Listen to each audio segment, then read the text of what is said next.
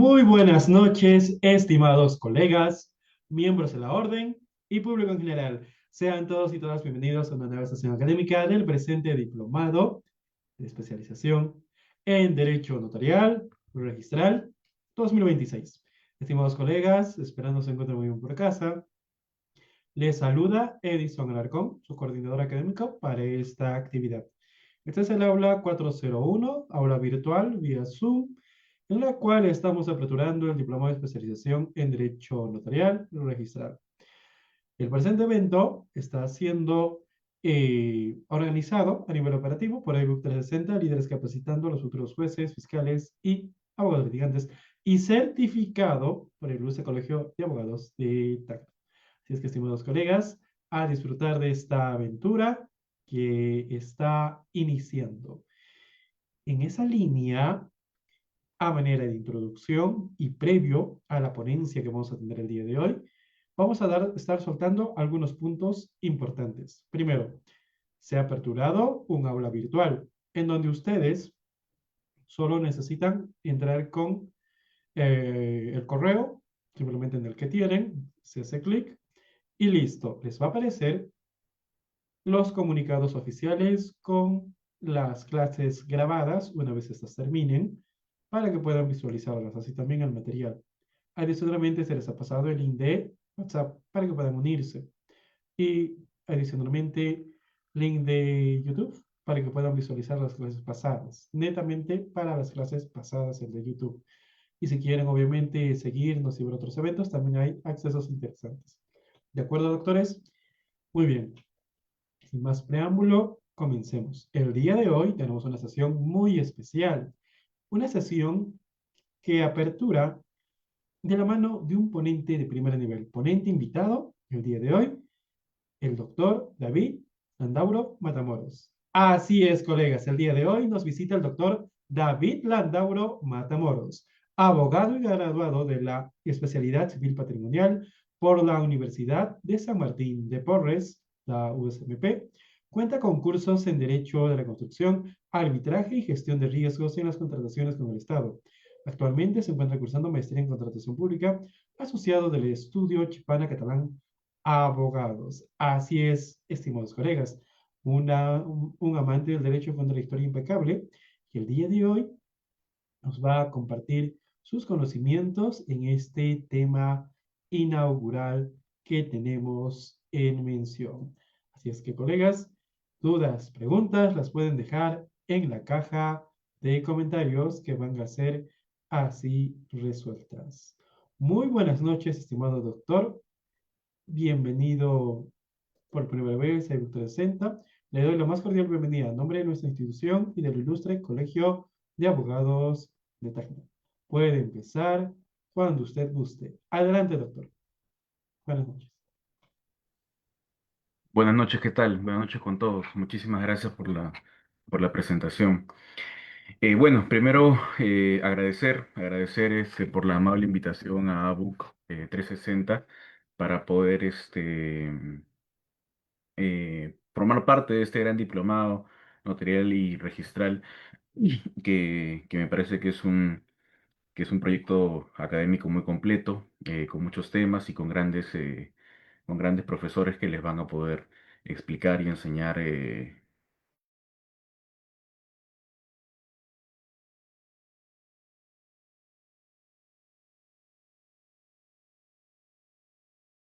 Mm, Y bueno, a ver, voy a compartir mi pantalla.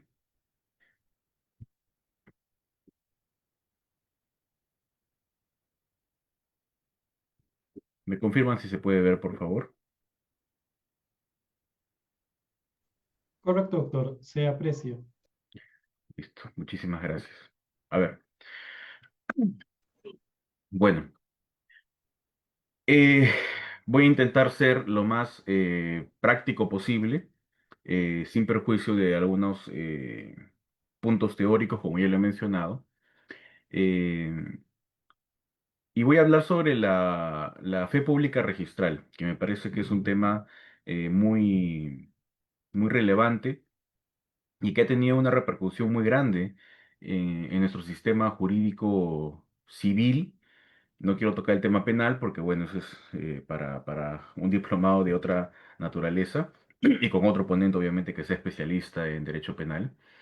Pero este es un tema que ha tenido gran repercusión a nivel de la Corte Suprema. Ha habido una modificación de la norma incluso en su momento. Y también ha habido un pronunciamiento del Tribunal Constitucional, porque si bien es un principio y es una institución que está prevista en el Código Civil ligada a registros públicos y a los principios que tiene eh, este ha sido el mecanismo o la institución mediante el cual eh, se ha producido muchísimo a lo que se le conoce como el fraude inmobiliario. No sé si ustedes se acordarán, y yo me imagino que sí, y esto es de pública información, como ustedes saben, que ya hace algunos años, hace bastantes años en realidad, salió en las noticias bastante a lo que hace referencia, por ejemplo, la mafia orellana, ¿no? Que a través de diversos mecanismos, dentro de ellos el arbitraje, y dentro de ellos también este principio de la buena fe registral, la fe pública registral, hacían fraude inmobiliario y despojaban de sus viviendas, de sus propiedades a diversas familias, diversos señores, diversas personas. ¿Y cómo funcionaba este mecanismo? Que ya lo voy a abordar y lo voy a ahondar de manera eh, más profunda, pero funcionaba, o lo que hacían, en síntesis, como una introducción, o cómo te enterabas, para hacerlo un poco más dinámico. Uno estaba tranquilo en su casa, ¿ok? Uno estaba de lo más tranquilo en su casa, un día X de la semana, y lo que sucedía es que te tocaban la puerta. Y cuando tú abrías la puerta, estaba el juez con la policía y un grupo de personas más, donde te decían de que se va a ejecutar el lanzamiento, se va a ejecutar el desalojo. Y pues con gran sorpresa uno decía, pero no sé de qué me estás hablando, yo nunca he participado en absolutamente nada, la propiedad siempre ha sido mía, entre otros supuestos más, porque antes no se tenía una especie de costumbre que si bien tu predio estaba inscrito en registros públicos, por ejemplo, a veces no tenías esa especie de supervisión, tampoco existían los mecanismos registrales como las alertas registrales que el día de hoy hay, o los bloqueos registrales tampoco eran muy conocidos entre otros supuestos más.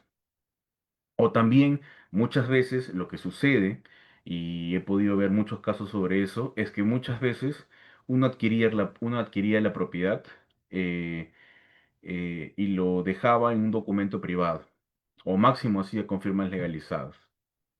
Entonces, cuando uno decía, ¿qué hace el juez acá? ¿Por qué me está ordenando el desalojo, el lanzamiento?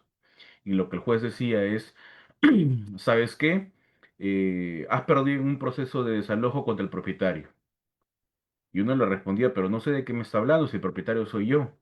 Bueno, acá está el número del expediente, revisa, tú has vendido la propiedad en tal fecha, esa persona lo ha vendido a otra persona, y esta última persona hasta que demanda el desalojo, te han notificado y has perdido. Pero a mí nunca me ha llegado nada, bueno, yo tengo que cumplir con la orden de desalojo, cuestionen la vía correspondiente.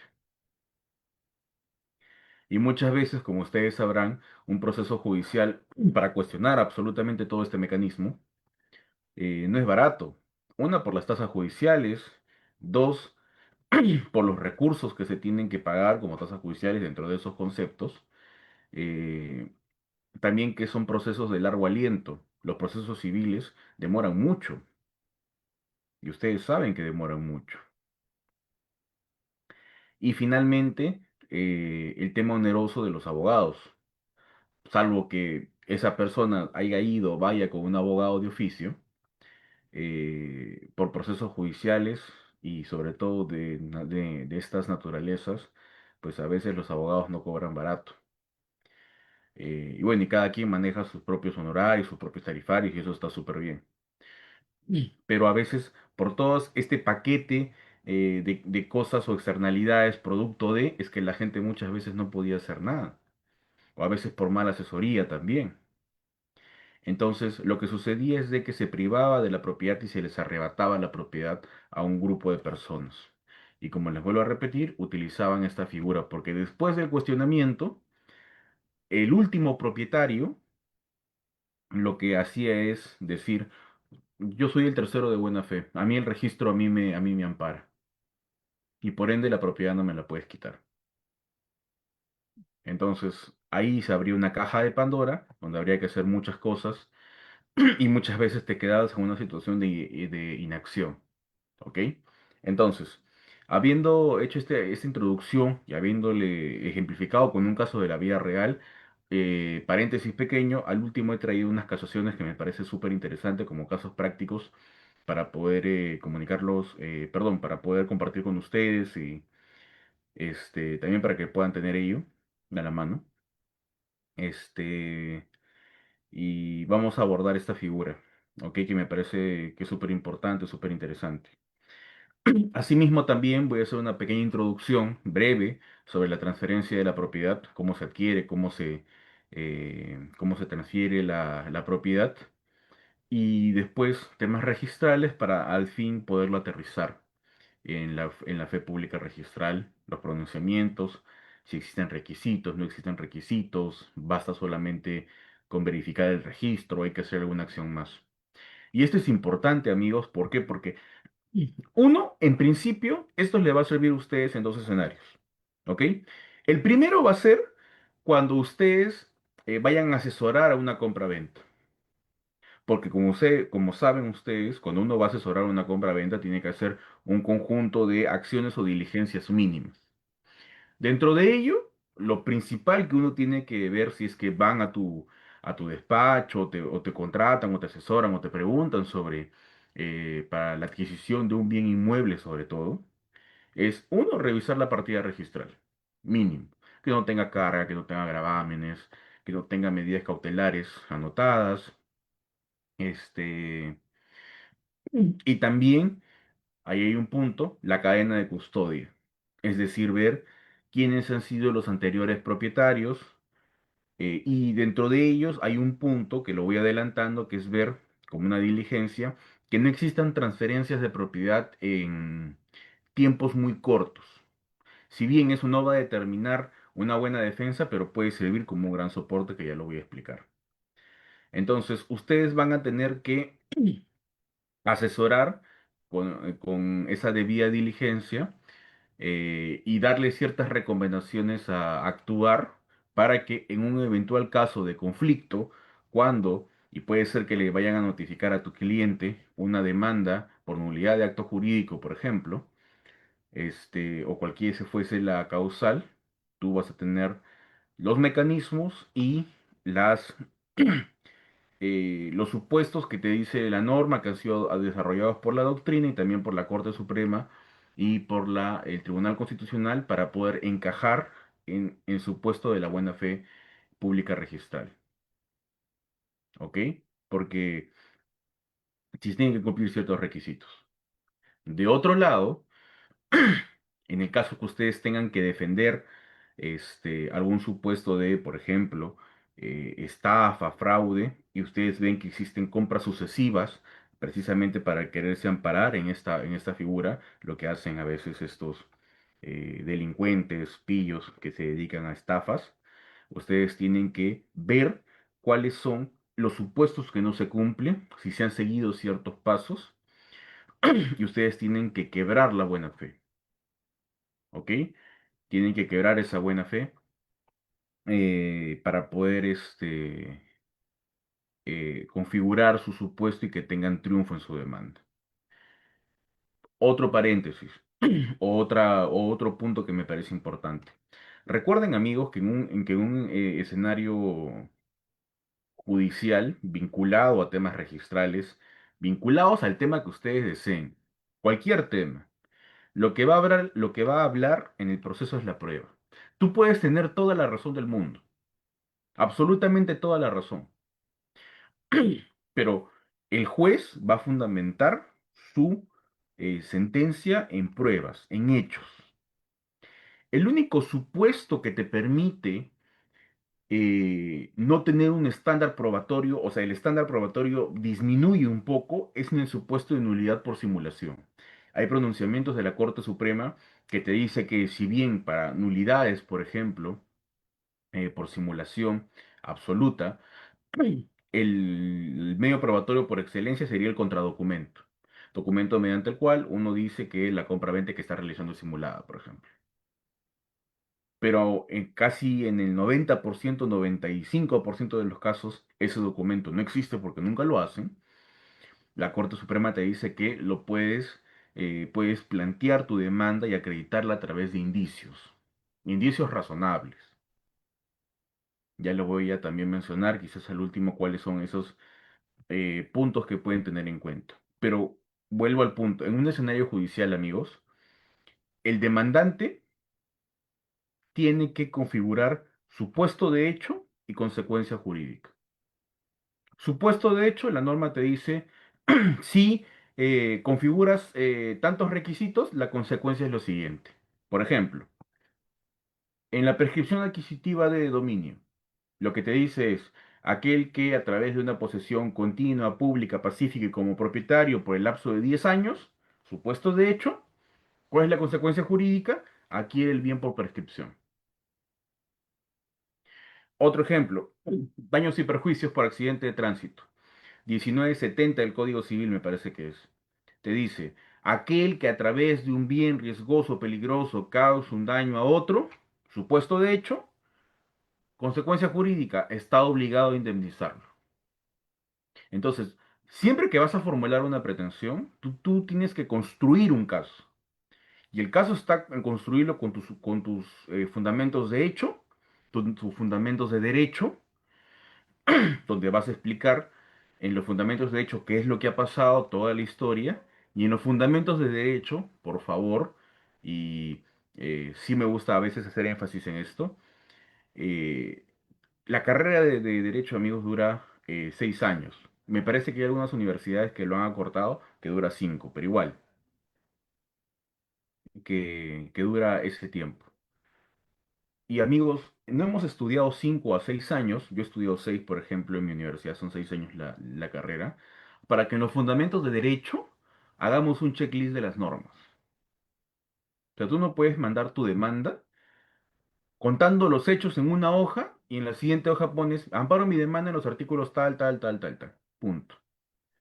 Precisamente los fundamentos de derecho es para que tú expliques y desarrolles cómo los hechos que has contado calzan en la norma que tú te estás amparando o que estás invocando, cumples tu supuesto, te tienen que dar la consecuencia jurídica y apoyarte con doctrina, con jurisprudencia, para que el juez diga, oye, sí, ¿no? Efectivamente acá se cumple lo que dice la norma. O sea, tú tienes que construir tu caso. Pero, contrario sensu, cuando eres demandado, y ustedes van a asesorar a los demandados, de ser el caso, la misión que tiene el demandado es destruir el caso, destruir el supuesto de hecho para que no le den la consecuencia jurídica. Entonces, a la analogía que voy es, los demandantes construyen y los demandados destruyen. Más fácil es destruir, creo yo. Por eso que cuando ustedes van a construir un caso tiene que ser muy sólido, ¿ok? Tiene que ser un caso muy sólido. Y precisamente voy a intentar yo abordar varios aspectos para que cuando ustedes se puedan enfrentar a alguna situación, puedan quizás tener en cuenta varios puntos para incorporar a sus casos, a sus procesos. ¿Ok? Entonces voy a continuar y voy a comenzar a fondo con el caso. Voy a intentar hacerlo en el tiempo que me han dado y vamos a seguir. En principio, ¿cómo se transfiere la propiedad en el Perú? Voy a intentar ser muy breve, pero voy a intentar que quede súper claro porque eso es importante. Yo conozco amigos, colegas que no saben esto de acá, por ejemplo. En su mente funciona otra cosa, ¿ok? Por eso es que voy a poner énfasis en esto para poder seguir. Aparte que va vinculado, porque si bien lo que uno espera es llegar a registros públicos, no está de más conocer este sistema que es la génesis, es el producto de, ¿ok? Cuando uno o mejor dicho, ¿cómo adquiere uno la transferencia, cómo adquiere uno la propiedad de un bien mueble o inmueble? ¿Ok? En nuestro país, en el Perú, existen dos sistemas. Existe el sistema originario y el sistema derivado.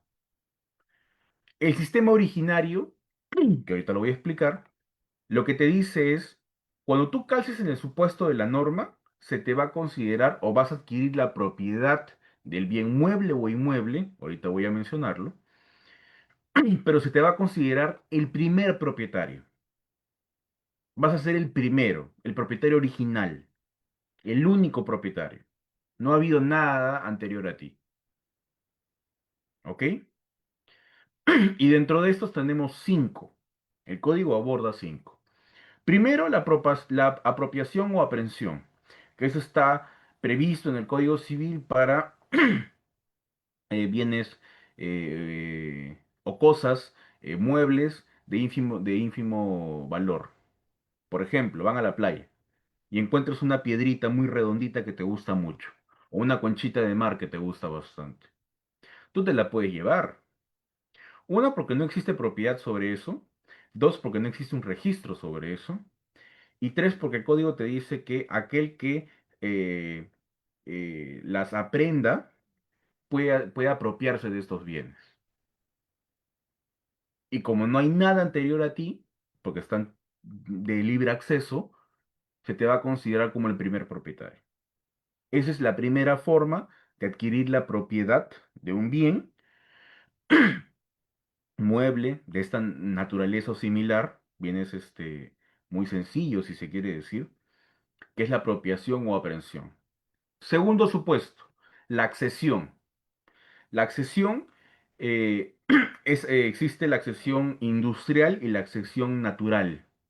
La natural, ustedes ya lo deben haber escuchado, aquel supuesto, por ejemplo, cuando existen dos bienes y justo en el medio de los dos bienes existe un río, un caudal muy fuerte.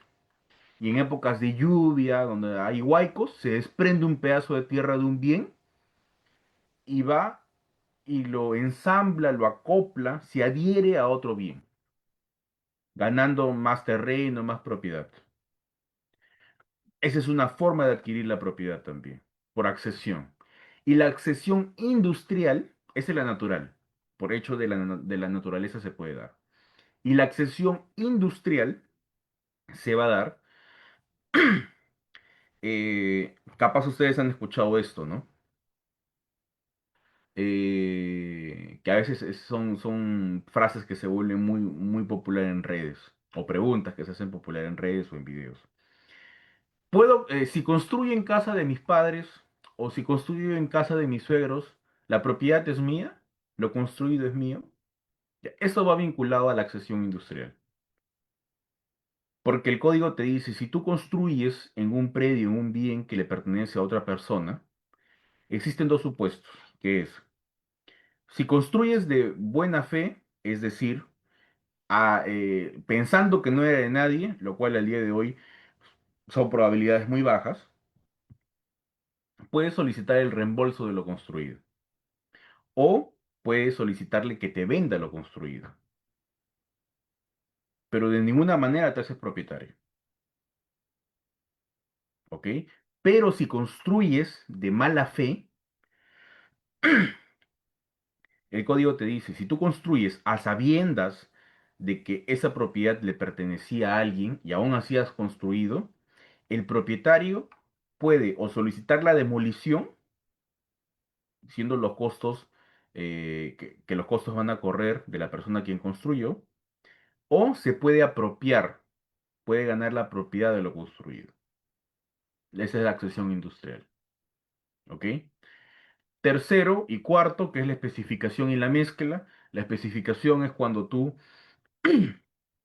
agarras diferentes bienes y construyes un nuevo bien constituido por diversas cosas. Por ejemplo, cuando vas a hacer una pintura. Agarras un lienzo, agarras un pincel, agarras pintura, agarras agua, agarras barniz, crea un nuevo bien. Y ese bien le pertenecerá a quien lo ha creado Supuestos similares en el de la mezcla, cuando la mezcla te dice cuando agarras diferentes líquidos y creas un nuevo líquido que está compuesto por los demás. Por ejemplo, en los casos de los whiskies que son caros, por ejemplo, la etiqueta azul, está compuesto por diferentes whiskies de diferentes partes de Inglaterra, me parece. Entonces, al mezclarlo, crean un nuevo producto y ese producto también es una nueva propiedad, por más que vengan de otras personas. ¿Ok? Y quinto, que es la más interesante, si se quiere decir, o la más conocida, que es la prescripción adquisitiva de dominio, que ya les he mencionado hace un momento, que es cuando tienes posesión y propiedad. Posesión, que tiene que cumplir con ser continua, pacífica, pública y como propietario, y el tiempo que tienes que tener, que es de 10 o de 5 años. 5 años cuando tú tienes un justo título que acredite o que pueda justificar tu posesión. ¿Ok? Ese es cuando tú adquieres los bienes de manera originaria. Porque si ganas por prescripción, se te va a considerar el primer propietario y también tiene efectos registrales. Ojo, ¿ok? Y el segundo supuesto, o el segundo sistema, que ya les he mencionado hace un rato, ya les he explicado el sistema originario, ahorita les voy a explicar el sistema derivado, que es el sistema vinculado a la fe pública registral. ¿Ok? El sistema derivado, a diferencia del sistema originario, que se nos va a considerar como el primer propietario, el sistema derivado presupone que existe un propietario anterior a nosotros, de que alguien tiene la propiedad de un bien antes de nosotros, ¿ok? Y que a través de un acto, venga a ser un contrato, nos va a transferir, nos va a derivar esa propiedad. Primer sistema, perdón, primer supuesto del sistema derivado para bienes muebles, celulares, automóviles. ¿Qué es lo que nos dice el 947? El 947 regula lo que se le conoce como la teoría del título y el modo. Quizás ustedes lo han escuchado de esa manera. La teoría del título y el modo. ¿Qué es lo que te dice? No solamente va a bastar el contrato o el acto suscrito, sino también va a ser necesario el modo, la tradición. ¿Qué es la tradición? Es la entrega física del bien. Por ejemplo, yo tengo un celular y yo digo, este celular lo voy a vender a Rafael. Rafael, hacemos un contrato, te lo vendo 5.000 soles. Ok, David. Firmamos un documento, pero yo sigo teniendo en posesión el celular. ¿Operó la transferencia de la propiedad? No, porque lo que te dice el Código Civil en el 947 es, no solamente tienes que tener el título, sino también tienes que hacer el modo, la tradición, la entrega. Entonces, desde el momento que tenga el contrato y le haga la entrega a Rafael, a partir de ese momento la propiedad se ha transferido. Mientras no haga la entrega, no. Ahora, la entrega se puede dar de diversas formas. Existe la traditio, que es la entrega, la tradición común, que es darlo en mano. También existe la traditio ficta, la entrega ficta, que es, por ejemplo, para bienes, para vehículos. Yo para venderte un vehículo, si bien me piden título y modo, contrato y que te entregue el bien, no significa que yo tenga que cargar el vehículo y dártelo en tu mano. Bastará con que te dé las llaves del carro. O, por ejemplo, en actos eh, sobre naves, por ejemplo, sobre barcos. Los barcos, estos cruceros que a veces se venden o se transfieren entre las empresas que están dedicadas a estos viajes por cruceros. Como ese barco tiene diversos compuestos adentro, tiene habitaciones, tiene camas, tiene roperos, tiene sillas, tiene bares, tiene piscinas y un sinfín de cosas más, no va a ser necesario que yo desmantele el barco y le dé bien por bien, sino bastará con que yo le entregue los documentos con el detalle de este contenido a la otra persona. Tengo que tener el contrato y darle esos documentos. Eso se le conoce como la traditio documentaria. ¿Ok? Entonces, para transferir la propiedad de bienes muebles se necesita eso. ¿Ok? Y el punto que es el punto más relevante de este sistema que es para bienes inmuebles. Digo que es más relevante para objeto de nuestra clase porque está estrechamente vinculado. Para bienes inmuebles, como es casas, terrenos, departamentos, lo que va a aplicar es el sistema consensualista, el sistema espiritualista francés, como se le conoce, que es el de la sola obligación de enajenar. En 949, el sistema consensual te dice, bastará el nacimiento de la sola obligación de enajenar para ser el acreedor propietario. Y ojo, amigos, ¿ah? Tienen que tener en cuenta esta disposición y también tienen que tener en cuenta contratos parte general. ¿Ok? Y voy a explicarles por qué. Eh, Como bien el 949 nos dice, la sola obligación de enajenar hacia el acreedor propietario, la sola obligación. ¿De dónde nace la obligación? La obligación nace del contrato.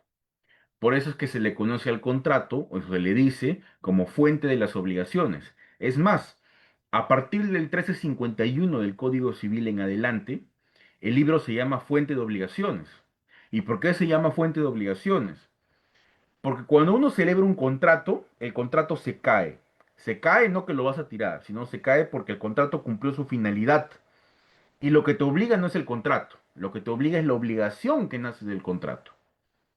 Por eso, amigos, para a aquellos que se dediquen o se quieran dedicar a derecho de contratos, amigos, no es solamente redactar un documento y ya, porque esa es la parte, pues, más, si bien es una parte importante, pero es una parte muy delicada a realizar y es una parte también en la última línea de estudio.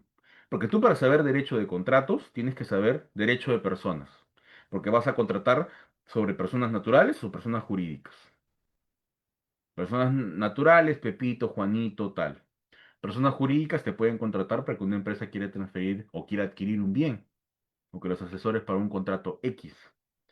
Para las pollerías grandes o las cadenas de comida grandes que tienen franquicias y todo lo demás, se libran muchísimos contratos de suministro.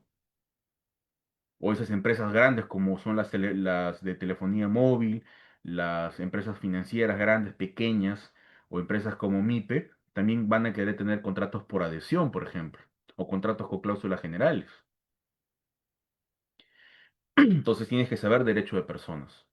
Tienes que saber acto jurídico, porque el contrato es un tipo de acto jurídico y el acto jurídico está en las reglas para interpretar el acto jurídico que se aplican por arrastre a derecho de contratos, reglas de interpretación, y también se va a aplicar lo que es las causales de la nulidad. O sea, tienes que saber acto jurídico. Tienes que saber derecho de familia. ¿Por qué? Porque si sabes derecho de familia, sabes también qué régimen se van a aplicar para aquellos que van a contratar estando casados, aquellos que quieren celebrar donación en vida, cuando quieren exceder y quieren despojar a veces a sus hijos de la herencia que les pueda llegar a corresponder a futuro. Pero hay límites para la donación. Cuando tienes herederos forzosos, tienes que también saber familia, derecho de sucesiones. ¿Por qué derecho de sucesiones? Porque también la propiedad se transfiere a través de en materia sucesoria, ya sea sucesión intestada, sucesión testamentaria. Tienes que saber derechos reales por defecto porque son sobre los bienes que se va a contratar.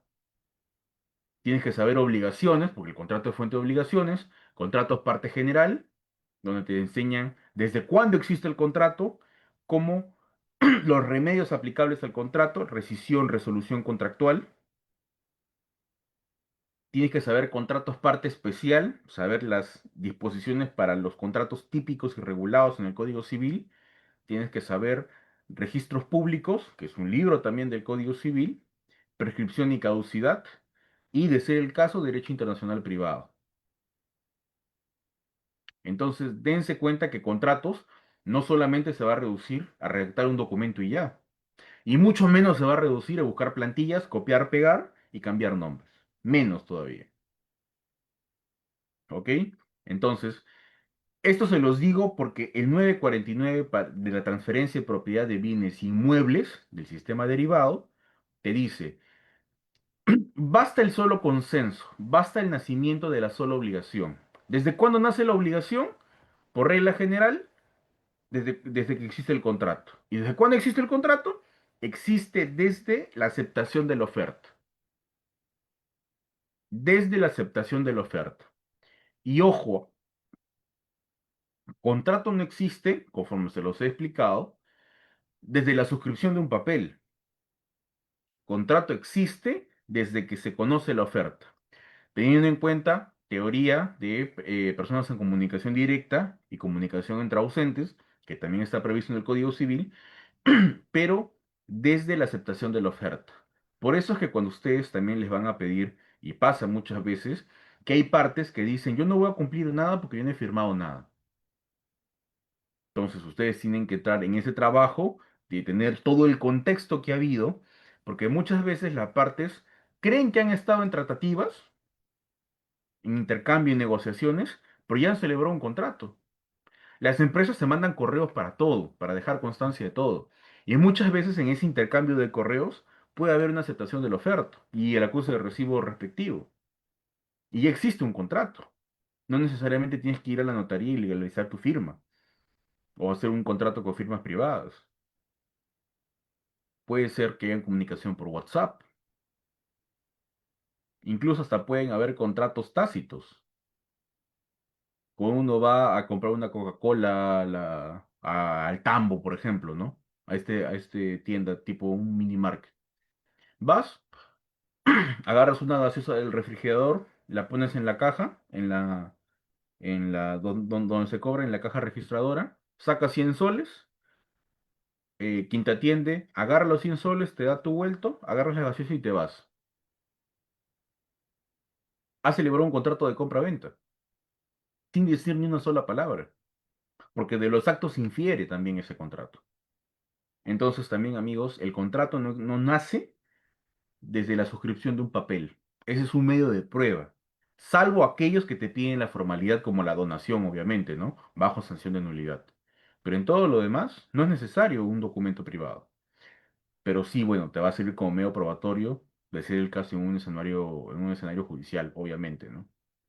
¿Y por qué les digo que esto es importante? Seguimos.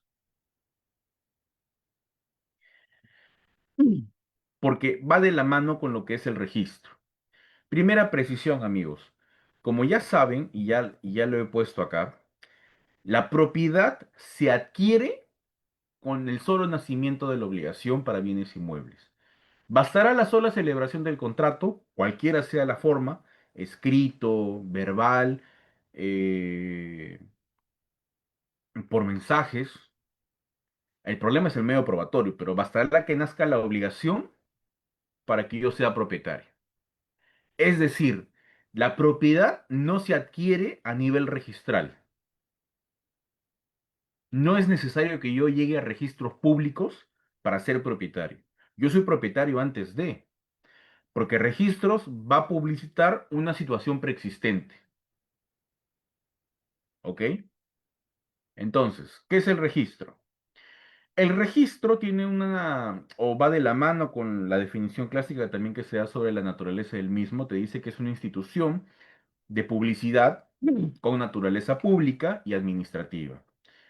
Esta permite que determinadas situaciones jurídicas sean conocidas por tercero y produzcan efectos frente a ellos.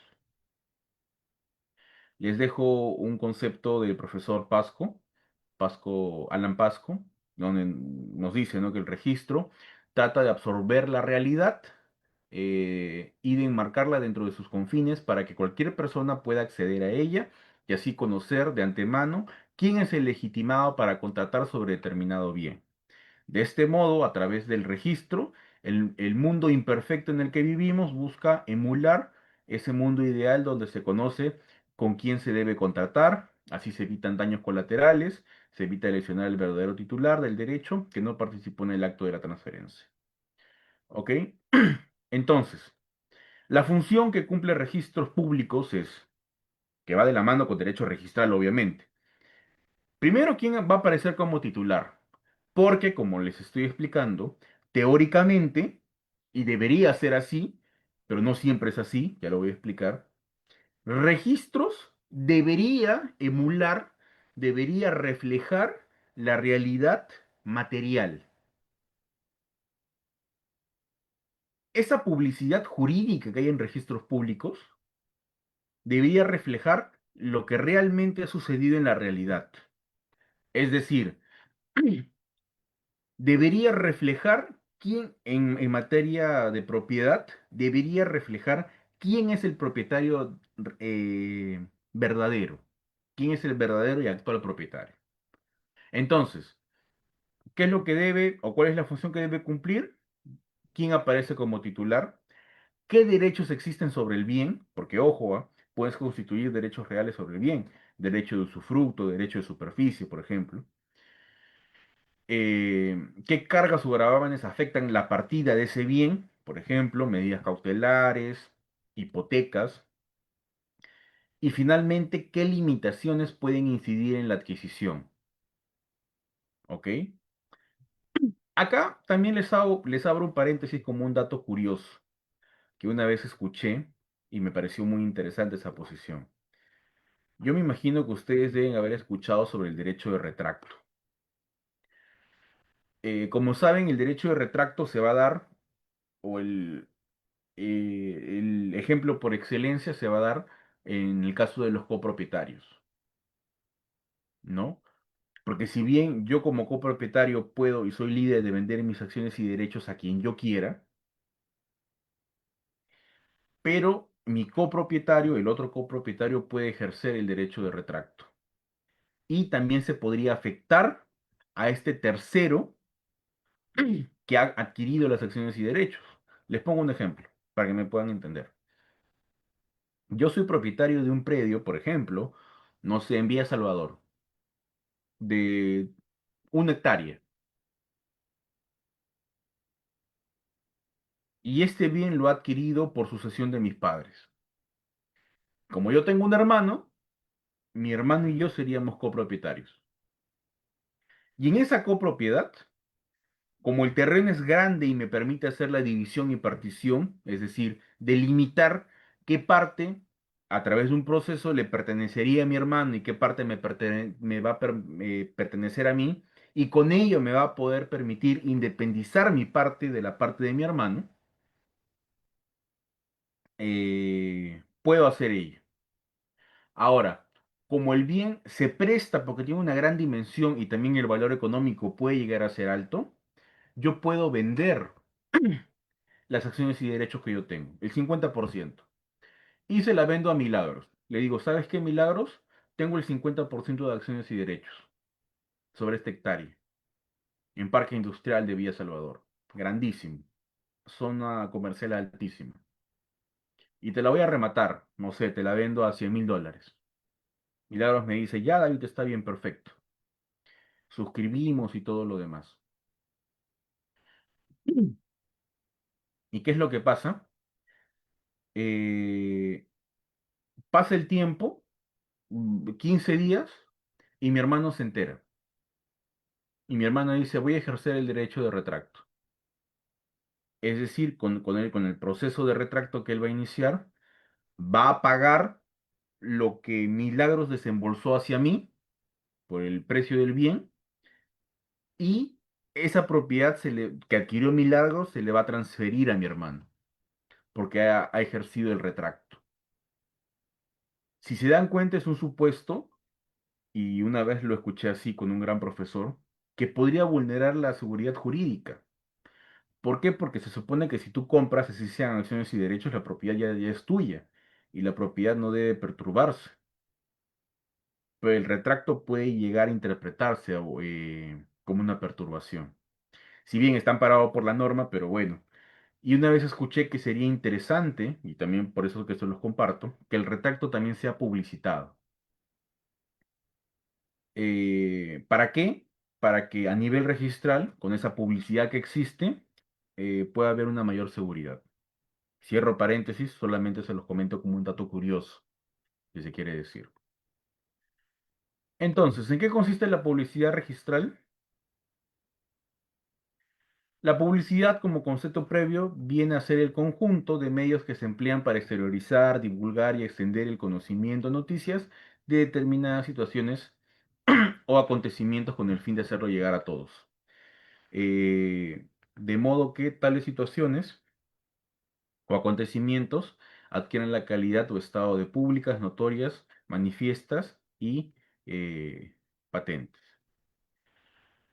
Entonces, la publicidad va a abarcar en principio publicidad jurídica, es decir, un mecanismo mediante el cual determinadas situaciones jurídicas se hacen conocibles para terceros y van a producir determinados efectos que la norma va a darle. Por ejemplo, el tema de la punibilidad.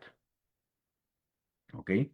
Publicidad material comprende los efectos jurídicos que el ordenamiento atribuye al contenido del registro. ¿Ok? Publicidad formal, la posibilidad de acceder efectivamente a la información registral, y la cognoscibilidad registral, que significa la información inscrita se encuentra disponible para ser conocida por cualquier persona.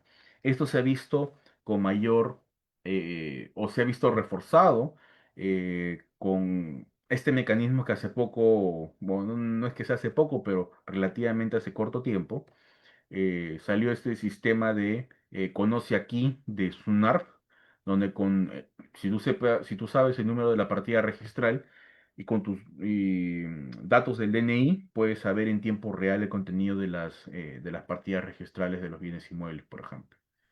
¿Que eso para qué se hizo? Se hizo para poder facilitar y publicitar que haya mayor seguridad en las transferencias o diligencias, si se quiere decir. La seguridad jurídica que busca tener registros públicos está en una seguridad estática y dinámica. La estática, que va a proteger al titular actual del derecho, y su finalidad es evitar que el propietario sea privado injustamente de su titularidad. Y la seguridad dinámica, que protege la circulación de los bienes. ¿Por qué? Porque a veces, como es el supuesto del tercero de buena fe registral, el tercero lo que va a decir es que él adquirió de buena fe a través de un acto. ¿Ok? Y ese bien, quizás en algún momento, también se pueda llegar a transferir a otra persona. O si tiene herederos forzosos ante su fallecimiento, ¿no? Ante su fenecimiento, este va a poder transmitir, ya sea por testamento o por sucesión intestada, también este bien. ¿Ok? Entonces lo que también se busca es esa seguridad dinámica de la transferencia o circulación de los bienes. Sigo. Acá les dejo un concepto para que ustedes lo puedan revisar con mayor calma. Hola, ¿cuál es la relación que existe entre el registro y la realidad? La realidad registral, que teóricamente es que lo que va a aparecer publicado en registro, la titularidad, carga, gravámenes, transferencias, medidas cautelares o limitaciones, debería estar reflejado ahí.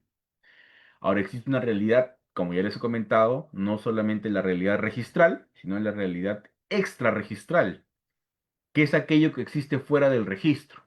Contratos no inscritos, posesiones, nulidades, simulaciones, fraudes o conflictos no publicitados. Y quiero poner énfasis, amigos, en el apartado de simulaciones y de contratos no inscritos. Precisamente les he traído un caso sobre eso al final. Primero, sobre los contratos no inscritos.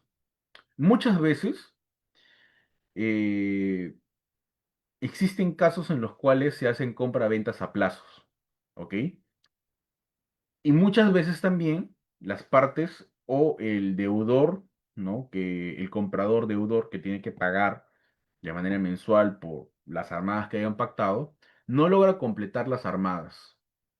Entonces, también se dan casos, en principio, que demandan la resolución del contrato. Dos, también hay casos en los cuales ambas partes, el comprador y el vendedor, ¿no? Y el comprador que no ha podido pagar todo, llega a un acuerdo con el vendedor. Y dicen, ¿sabes qué? En vez de meternos en un proceso judicial, hay que celebrar un contrato. O mejor dicho, dicen, hay que dar de baja el contrato. Y celebran lo que se le conoce como un mutuo disenso. Y ojo, amigos, ¿ah? El contrato, ¿qué es lo que te dice el 1351 del Código Civil? Que te define qué es el contrato. Aquel acuerdo de voluntades destinadas a crear, regular, modificar o extinguir relaciones jurídicas de carácter patrimonial. Si yo acuerdo con la otra parte en extinguir la relación jurídica que habíamos creado a raíz de la compra-venta, que no se llegó a completar, eso se llama mutuo disenso. Y ese mutuo disenso es un contrato. Asimismo, las adendas también son contratos. Yo he escuchado posiciones a veces que señalan, no, que es un pacto aparte, no. La misma definición te lo dice. Crear, regular, es decir, me faltó poner tal cosa, lo hago a través de una adenda. Modificar, decía $15.000, ahora queremos que diga 12. Crear, modificar, regular. Esos tres supuestos están en la definición del contrato. Por ende, cuando hagas tu adenda para modificar, regular o agregar algo, estás haciendo un contrato. Sería el nombre correcto contrato modificatorio, pero se le conoce comercialmente como el adenda. ¿Ok?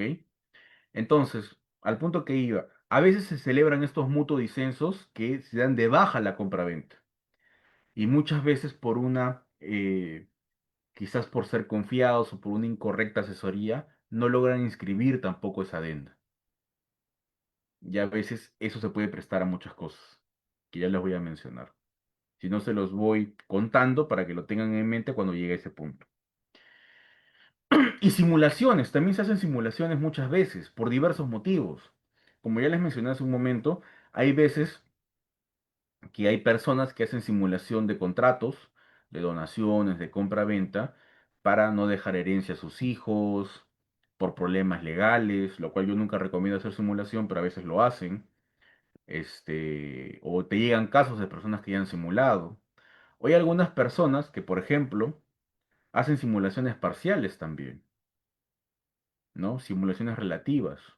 A veces lo hacen para no pagar impuestos.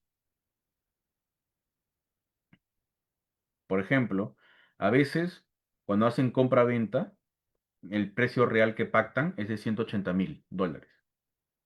Pero en el contrato ponen que el precio es de 150.000. Pero los 30.000 se lo dan en efectivo. ¿Para qué? Para ahorrarse impuestos. Y eso es una realidad que ustedes también ya lo deben saber. Hay partes que hacen eso. Y esa inexactitud no se registra en registros públicos, porque cuando se llega a esa partida, en esa partida sale, ha operado el contrato de compra-venta mediante el cual se transfiere la propiedad de tal persona a tal persona por un valor de $150.000. Es una inexactitud que existe en el registro, por ejemplo. ¿Ok? Y la inexactitud registral, que es lo que les he comentado, ¿no? Ahora, ¿por qué importa la inexactitud registral? Porque el tercero puede contratar confiando en una apariencia registral que luego resulta no coincidir con la realidad. ¿Qué es la apariencia registral? El registro puede mostrar a una persona como titular, aunque su derecho esté afectado por un vicio no visible. Es decir, por ejemplo, al día de hoy, John puede ser titular en registros públicos de una casa en Miraflores, no sé, pues un triplex en Miraflores, con un área total de 400 metros cuadrados, y él aparece en registros. Él aparece en registros, hoy día me lo vende a mí. ¿Sabes qué, David? Esta casa te la voy a rematar. Te la voy a vender, su valor, no sé, su valor de mercado es de $500.000. Te lo voy a vender a 150.000. Ya, John, está bien. Firmamos el contrato. Al día siguiente o a la semana siguiente, se lo vende a Rafael. ¿Sabes qué, Rafael? Le dice exactamente lo mismo y lo hacen en una notaría X. Y eso no solamente lo hace en un contrato privado, hace una minuta y llega a ser escritura pública, no se llega a inscribir. A las 2 semanas llega Génesis, le dice lo mismo, se lo vende, pero a través de un contrato privado, pero a Génesis le da la posesión. Y finalmente se lo vende a Edwin. ¿Sabes qué, Edwin? Sí, te lo voy a vender a tanto ya. Van a la notaría, contrato privado, minuta, escritura pública, y ese contrato sí se logra registrar o sí logra estar en registros públicos. En un mes, o en 2 meses si lo quieren ver así, John ha vendido el bien a 5 diferentes personas. Él aún siendo el titular registral, porque registros lo amparaba.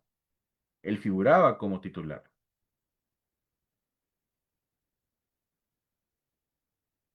Entonces, solamente en la primera venta ya hubo una transferencia de propiedad, o ya debió haber. Teóricamente todo lo demás ya no debería valer. Pero este caso, amigos, es el típico supuesto de concurrencia de acreedores, o conocido también en los procesos judiciales como el mejor derecho de propiedad. Más llamado mejor derecho de propiedad porque la propiedad es una. No podrían haber 5 propiedades. La propiedad es una. Algunos en doctrina se dicen, ¿no?, que se debería llamar eh, acción declarativa de propiedad, porque te declara la propiedad que has tenido. Y en la concurrencia de acreedores existen prelaciones o hitos que el código te dice de cuál se va a preferir, por ejemplo. Pero eso se da ante una apariencia registral y una inexactitud registral, que a veces se da y te puede llegar a tener muchos escenarios conflictivos. ¿Ok? Seguimos. Efectos obligacionales y efectos reales de la transferencia de propiedad. Efectos obligacionales, es decir, nacimiento del contrato, crea deberes jurídicos entre las partes. El vendedor debe entregar el inmueble, conservarlo hasta la entrega y realizar los actos necesarios para formalizar la transferencia. Formalizar la transferencia, el comprador debe pagarle el precio en la forma y oportunidad acordada y operan principalmente en la relación entre el vendedor y acreedor. Quiero aterrizar un momento en el segundo supuesto, donde te dice, el vendedor debe entregar el inmueble, conservarlo hasta la entrega y realizar los actos necesarios para formalizar la transferencia. Esto va de la mano, amigos, a lo que se le conoce en práctica, o cuando inician los procesos de otorgamiento de escritura pública. Y siempre utilizan un artículo que hace mención el del perfeccionamiento de la transferencia. Y el código te habla en 2, 3 artículos sobre eso. Pero dentro de la interpretación que se le da es hacer todos los actos necesarios o llegar a tener la máxima formalidad posible. Entonces, eso, en conjunto con los artículos respectivos del Código Procesal Civil, te habilita a accionar el otorgamiento de escritura pública. Porque te ha podido transferir la propiedad y tú le dices, oye, pero vamos a la notaría para que me firme la escritura y yo aparezca en el registro. No, no quiero, te dice. Ya te lo firmé. Oye, pero si yo nunca voy a figurar en registros, pues piña. Te permite accionar este mecanismo. ¿Ok? Cierro ese paréntesis. Efectos reales. Produce la adquisición, modificación o extinción de un derecho real, la propiedad, por ejemplo. El comprador adquiere la propiedad del inmueble determinado por efecto de un acuerdo contractual, producto real, o mejor dicho, de derecho real derivado producido a través de un contrato.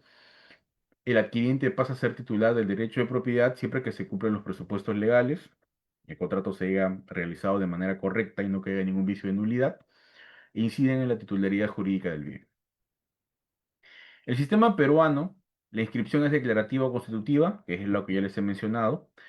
La inscripción declarativa, inscripción constitutiva. El derecho existe antes de su inscripción. El derecho nace o queda constituido desde la inscripción, que es la inscripción constitutiva. Acá quiero hacer otro paréntesis, amigos, que me parece interesante. En el país donde la propiedad se transfiere a nivel registral, es decir, tú no eres propietario hasta que figura en registros públicos, que es uno de los sistemas más seguros que existen, es en el sistema alemán. Los alemanes transfieren la propiedad a nivel registral. Todo está inscrito en registros públicos, todo. Por ende, que hay una seguridad jurídica, pues sí o sí, ahí el que te vende tiene que ser el propietario del bien. Si solamente lo haces por documento privado, no vale tu transferencia. Y nuestro sistema sí, pero en el de ellos no. Por eso que es un sistema o llega a ser un sistema muy seguro, ¿ok? Y eso está regulado en el BGB alemán, ¿no? Donde si bien pues los alemanes han contribuido muchísimo a la teoría de las obligaciones, tenemos nosotros ese sistema consensualista obligacional, ellos dicen, ¿no?, que la obligación está compuesta por el débito y el crédito, la Schuld y la Haftung, pero su propiedad está a un nivel tan seguro, tan registrado, tan adelantado, tan eficiente, que la propiedad se transfiere a nivel de registros. Y nuestro sistema no. La propiedad no se transfiere a nivel registral. Ya les he mencionado, la propiedad, basta que nazca la obligación para que te haga propietario. ¿Ok? Sigo. Riesgos de las transferencias no inscritas. Es decir, mañana vendo mi casa eh, y en un documento, no sé, pues en un Word, redacto de manera muy rápida, lo imprimo y lo firmamos en mi casa y le doy el documento de la compra-venta a X persona. ¿Cuáles son los riesgos de que nuestro sistema avale o tenga esa transferencia de propiedad a este nivel? Primero, falta de publicidad. Primero, porque puede ser de que te esté vendiendo a alguien que ya vendió la propiedad a alguien anterior a ti por el mismo sistema, por la misma forma. Pueden haber transferencias sucesivas, conflictos de oponibilidad, porque tú no vas a ir con tu contrato privado en un proceso judicial y decir, oye, a mí que me han vendido este inmueble, al igual que las otras 5 personas, a mí me tienes que dar la razón. Cargas y gravámenes también, porque eh, no puedes llegar a ver, por ejemplo, si esta persona ha podido constituir un derecho, perdón, una hipoteca, por ejemplo, si es que nunca haces esa consulta o existiera esa falta de registros. Porque, ojo, mi familia es de Cusco, mis abuelos son de Cusco, y hay muchos terrenos de comunidades que si bien tienen un plano de registro de COFOPRI, hay muchos que no han llegado todavía a registros y solamente tienen una ubicación a través del catastro. Entonces te puede llegar a generar ciertos problemas. Y son personas que tienen la propiedad, ¿ah? Ojo. Y por último, dificultades para contratar porque te puede tener conflictos. Ahora, ¿cuáles son los principios registrales que están relacionados con la protección de este tercero de buena fe? Que ya voy a tocar los elementos o sobre qué trata esta figura en realidad. Principio de publicidad, 2012 del Código Civil. Se presume sin admitirse prueba en contrario que toda persona tiene conocimiento del contenido de las inscripciones en registros públicos. Es decir, si mañana a tu vecino vende su casa a X persona, por más que nunca te haya avisado, por más que tú nunca hayas participado de esa transferencia, la presunción te dice, tú sabes, desde el momento que se inscribe, tú ya has tenido conocimiento de la inscripción, de la transferencia de la propiedad. Y ojo, sin admitirse prueba en contrario. Saben que hay presunciones juris tantum, jure et jure. Juris tantum prueba en contrario. Jure de jure no permite prueba en contrario. Presunción jure de jure. Principio de legitimación, 2013 del Código Civil. Y ustedes ya lo conocen, no me voy a leer todo el artículo porque vamos a perder un poco de tiempo. Principio de oponibilidad, 2022 del Código Civil. Para oponer derechos reales sobre inmuebles a quienes también tienen derechos reales sobre los mismos, es preciso que el derecho que se opone esté inscrito con anterioridad a quien se va a oponer. Si se trata de derechos de diferente naturaleza, se aplican las disposiciones del derecho común. ¿Qué ocurre si confiamos en un titular registral que en realidad no tenía derecho? Y acá ya estamos entrando al fondo, amigos.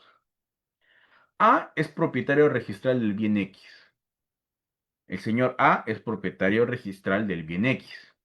El señor B falsifica la firma de A en una escritura pública de compra-venta en donde aquel figura como adquiriente y logra inscribir dicho contrato en el registro. Valiéndose de esta aparente apariencia de titularidad que le otorga el registro, el señor B, que fue el que falsificó la firma de A y todo lo demás, típico ejemplo, típico caso que hacía la mafia orellana, se muestra como propietario frente a C y suscribe con este un contrato de compra-venta.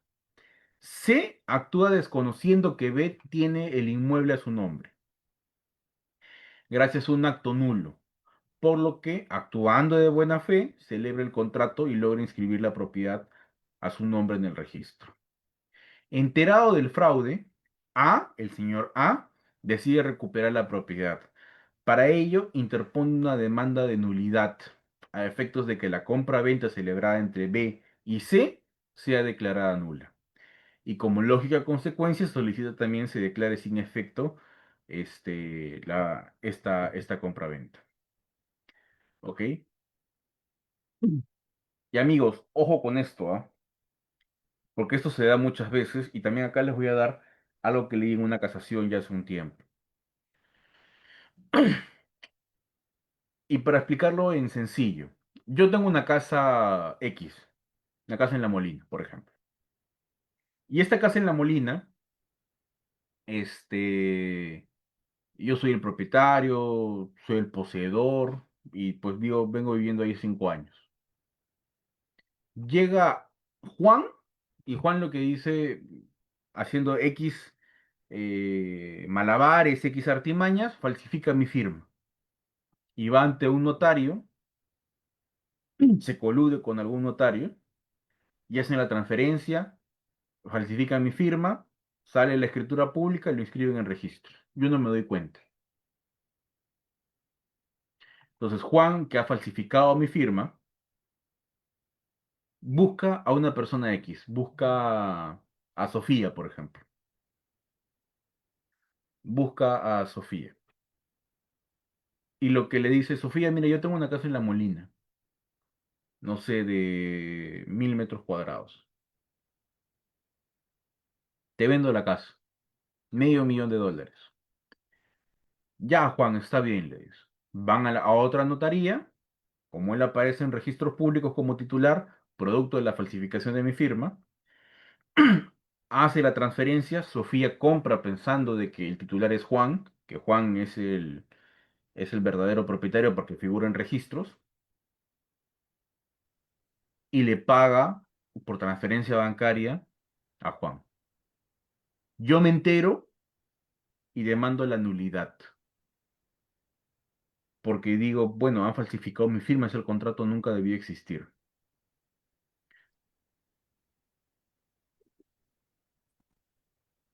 Acá les hago la siguiente pregunta. Mira, Eh, mira, ¿se queda? Me voy a-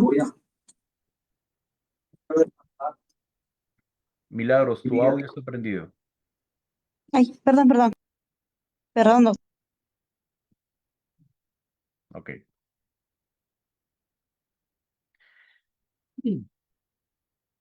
Yo demando la nulidad porque han falsificado mi firma. ¿Cuál sería la causal de nulidad que ustedes demandarían? por falsificación de firmas.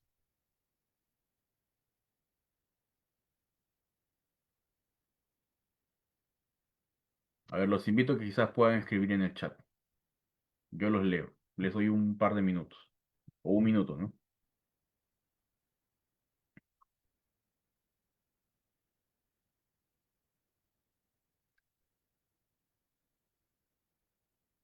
¿Qué creen que se debe demandar?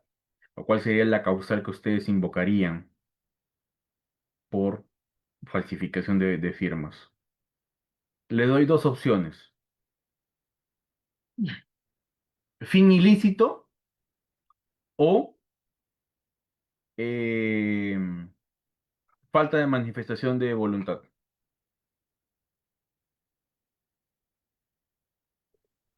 Fin ilícito, doctor.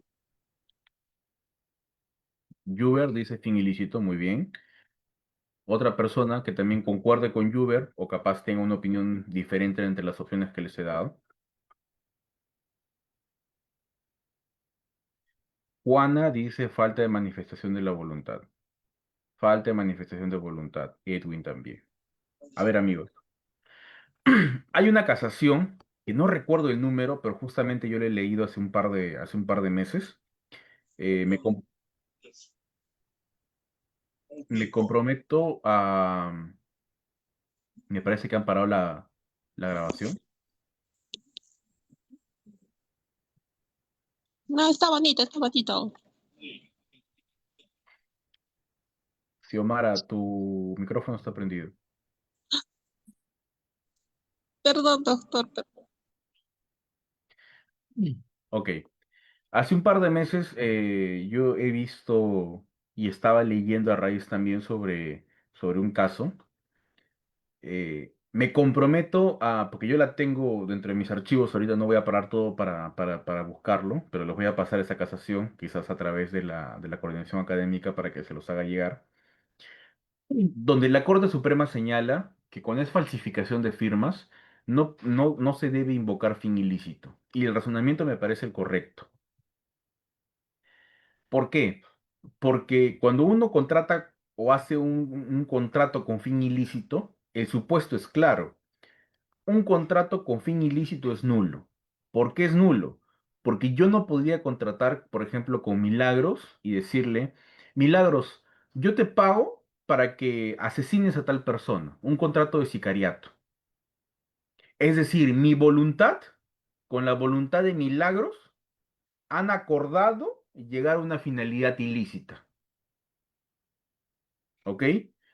Diferente es el caso de que una persona falsifique mi firma y cree un contrato que nunca existió, nunca debió existir. Pero yo nunca he participado. Es decir, no existe voluntad dual para un contrato, porque el contrato tiene que ser de dos a más. No existe voluntad acordada para un fin ilícito, sino existe falta de manifestación de voluntad.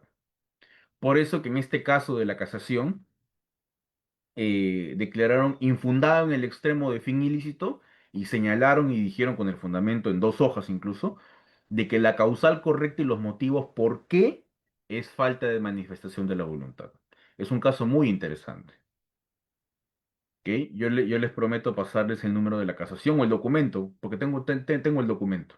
Se los paso para que ustedes lo puedan tener siempre en su repertorio y cuando tengan que asesorar o tengan que ver estos casos, hagan esa casación porque me parece que es muy importante.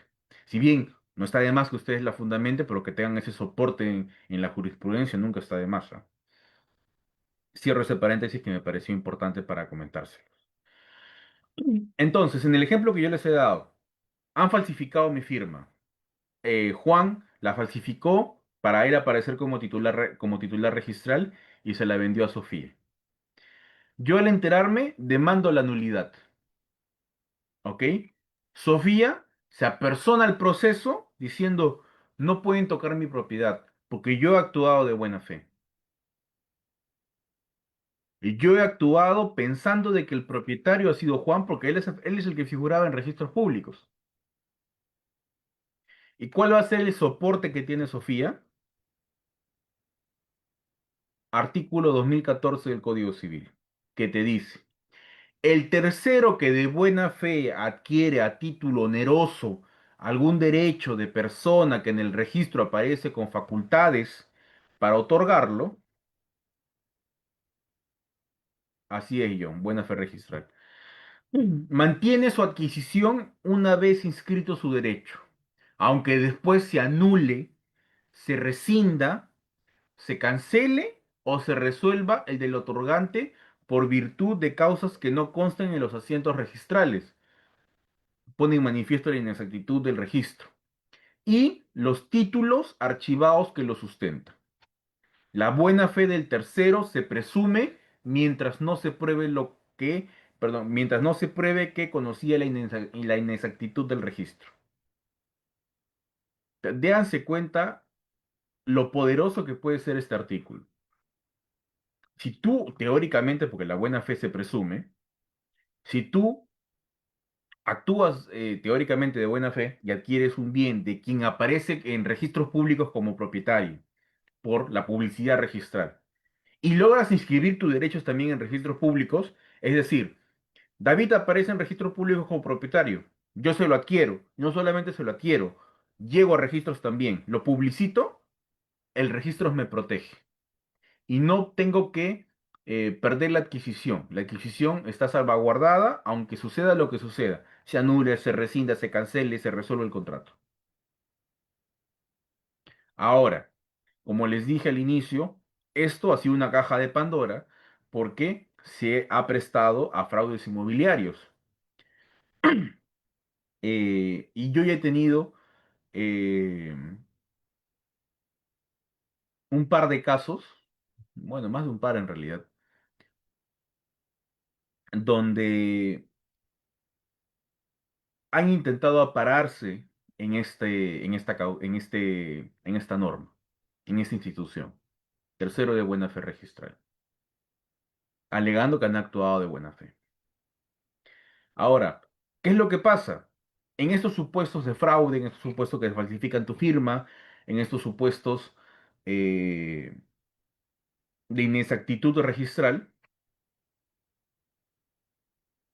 puedes llegar a pensar que quedas en un estado de indefensión, porque el artículo no te señala más. La única salvedad que te da es en el segundo párrafo donde te dice, la buena fe se va a presumir mientras no demuestres la inexactitud. Ahí va a tener gran cabida tu acervo probatorio. Pero esta función es, la razón de ser es mantener la adquisición del tercero frente a los defectos que puedan llegar a repercutir en el derecho de su transferente. Es decir, qué registros te debería salvaguardar.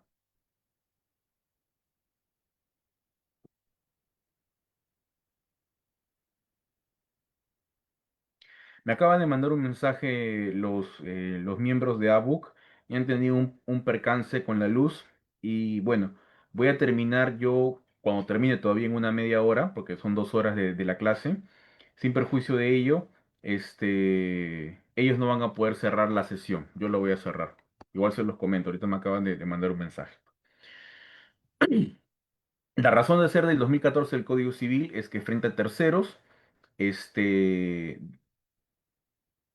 se debe mantener el derecho adquirido porque tú has actuado de buena fe desconociendo el registro. Dos, no evitar que el título anterior sea declarado inválido o ineficaz, pero impide que dicha declaración perjudique al tercero protegido. ¿Cuáles son los requisitos para la aplicación de la fe pública registral? No solamente basta con que tú digas, oye, soy tercero de buena fe y ya está. Les voy a dar 6 elementos sin perjuicio de lo último que les voy a señalar, ¿ok? Primero, tener la condición de tercero, o sea, que no participes en la primera venta, seas ajena a eso. Dos, haber contratado sobre la base del registro, es decir, tú dices que has adquirido la propiedad de quien ha figurado en el registro público. Obviamente que si le vas a adquirir a cualquier otra persona que no figurara en registros, no vas a poder invocar la norma. Tres, haber adquirido mediante un contrato válido, es decir, que el contrato mínimamente tenga la apariencia de los requisitos mínimos. ¿Cuáles son los requisitos mínimos? Teoría general del acto jurídico, que se va a aplicar también a los contratos, es elementos esenciales, elementos naturales y elementos accidentales. Los esenciales, 140 del Código Civil y 1351 del Código Civil también, y si es compra-venta, como es en nuestro caso, también tener en cuenta lo que te dice el 1529 del Código Civil, que te define qué es la compra-venta. Tiene que haber bien y precio. Esos elementos es lo mínimo que debe tener tu contrato, o debería tener el contrato para que puedas intentar ampararte en el tercero de buena fe. ¿Ok? Haber adquirido mediante un contrato válido, ya lo he mencionado. Cuarto elemento, que sea una transferencia onerosa también. Haber actuado de buena fe, la buena fe se va a presumir, y haber inscrito tu adquisición en registros. ¿Ok? Bueno, acá entiendo que les van a pasar las diapositivas, yo le voy a hacer llegar al centro para que se las pasen a ustedes, para que lo puedan ver. El esquema más o menos es este. A transfiere a B, primera venta, y B lo transfiere a C, segunda venta. El C sería tercero. Esa es la calidad que debería tener. Y acá pongo una definición, habiendo o desarrollando un poco sobre cada uno de los elementos que les he mencionado con algunas definiciones del libro del profesor Alan Pasco, que es un gran libro que te habla sobre la fe pública registral, se lo recomiendo muchísimo. Acá están los elementos que les he mencionado. Que sea válido, que teóricamente no caiga en uno de los supuestos de la nulidad manifiesta. Contrato oneroso. Los tipos de contrato oneroso: compra-venta, permuta, eh, cesión de derechos, cesión en pago y arrendamiento. Ahora, a través del arrendamiento, tú no vas a adquirir la propiedad, ¿ok? No vas a adquirir propiedad. No obstante, amigos, tengan en cuenta una cosa. Hay muchos casos que uno arrienda de palabra. Y como no tienes medio probatorio que sustente el arrendamiento, la calidad que va a tener es de poseedor. Y si tiene la calidad de poseedor, puedes tener cierto peligro en que esta persona pueda llegar a intentar adquirir por prescripción adquisitiva en un periodo de tiempo largo y demás. Porque hay casos, ¿ah? El típico caso de esto es cuando se van al extranjero, por ejemplo. Y y este, y hay veces que uno se va al extranjero y tiene casas acá, por ejemplo, y lo da para que alguien lo pueda cuidar durante un periodo de tiempo, a familiares, amigos, y nunca suscribes ningún contrato. O a veces, y yo ya he visto un par de casos así, cuando, por ejemplo, tienen predios o inmuebles o chacras, a veces por decir un lugar, en Madre de Dios, grandes hectáreas, y se le das a una persona o haces un contrato verbal para que éste sea el vigilante. Y pucha, si no tienes cómo presentar el medio probatorio, pues caes en el supuesto, podría llegar a caer en el supuesto de la prescripción y puedes tener ahí un problema. ¿Ok? Siempre recuerden que en estos tipos de contratos, si bien para el nacimiento del mismo no es necesario el documento escrito, pero es tu medio probatorio que siempre tienes que tener esa diligencia. Pues continúo. Haber actuado de buena fe, también ya se los expliqué. Haber inscrito la adquisición. Transferencia ordinaria, protección del artículo 2014, también para que ustedes lo puedan ver, pues si no me va a ganar el tiempo. Quiero llegar a aterrizar ya oponibilidad y la fe pública registral. Acá quiero llegar. Como ya les he mencionado, amigos, tanta repercusión ha tenido esta institución del Código Civil, el tercero de buena fe, o la buena fe pública registral, de que han habido bastantes casos de fraude y han habido diversos pronunciamientos de la Corte Suprema. Y ha habido un caso que ha llegado a el Tribunal Constitucional, que ese es el número de expediente. Lo van a encontrar súper fácil. Entren a Google y ponen Tribunal Constitucional, tercero de buena fe registral. El primerito que le sale es este. Ese es el expediente. Y acá se desarrolló lo siguiente. en principio, el Tribunal Constitucional dijo, oye, en la casación 3098-2011 de Lima se desarrolló el siguiente criterio. Que los hechos referidos en el considerando que antecede analizados en su conjunto evidencian que los adquirientes conocían la inexactitud del registro, o cuando menos estaban en condición razonable de conocerla, pues con un mínimo de diligencia tales compradores hubieran podido constatar que el bien que pretendían adquirir estaba siendo poseído por terceros, con título de propietarios. Por tanto, queda claro que en el presente caso se ha desvirtuado la buena fe de los adquirientes. Máxime si se tiene en cuenta que debido a la importancia económica de los bienes inmuebles, y los usos generalmente aceptados en este tipo de negocios, la diligencia ordinaria mínima impone al comprador el deber de verificar el estado actual del bien que adquiere y principalmente de quién o quiénes detentan la posesión del mismo, pues la aplicación de lo que dispone el artículo 912 del Código Civil al poseedor de un bien se le reputa propietario mientras no se demuestre. Citó. Y en el siguiente numeral señaló, este criterio ha sido reiterado en las casaciones tales, tales, tales, cuyo fundamento sexto indica también que el recurrente conocía la posesión del demandante, siendo que un comprador diligente no solamente intenta conocer quién ocupa el inmueble que pretende adquirir, sino también a título de qué lo ocupa. Ojo a dos puntos. Primero, la palabrita que se está repitiendo acá, diligencia. Dos, estuvo en la posibilidad de conocer, ¿ok? Estuvo en la posibilidad de poder conocer. Sigo. En atención a todo lo previamente indicado, este tribunal reafirma que la exigencia de diligencia y prudencia antes requeridas en escenarios de falsificación de documentos y suplantación de identidad en perjuicio del propietario original no solo es coherente con los requisitos de las disposiciones normativas relativas a la configuración de la buena fe del tercero, cuando el bien está relacionado con ciertas actividades ilícitas, como se ha indicado previamente, sino que también resulta conforme a la jurisprudencia de la Corte Suprema a los alcances del artículo 2014. En todo caso, puede perderse de vista que la exigencia de determinados requisitos para la configuración de la buena fe del tercero, especialmente en escenarios donde el propietario ha sido víctima de falsificación de documentos y suplantación de identidad, debe tener en cuenta necesariamente los particulares, las características del caso en concreto. Último punto. Por otro lado, en escenarios en los que la víctima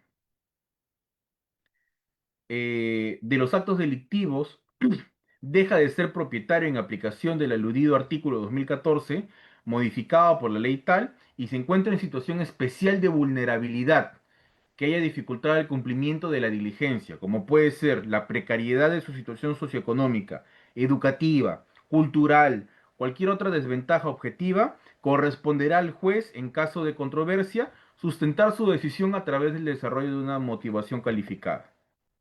Hasta acá, amigos. Lo que te dice en buen cristiano el Tribunal Constitucional es, si tú vas a querer proteger tu propiedad y ampararte en el tercero de buena fe registral, primero tienes que tener una buena fe diligencia, una diligencia mínima. ¿Cuál es esa diligencia mínima?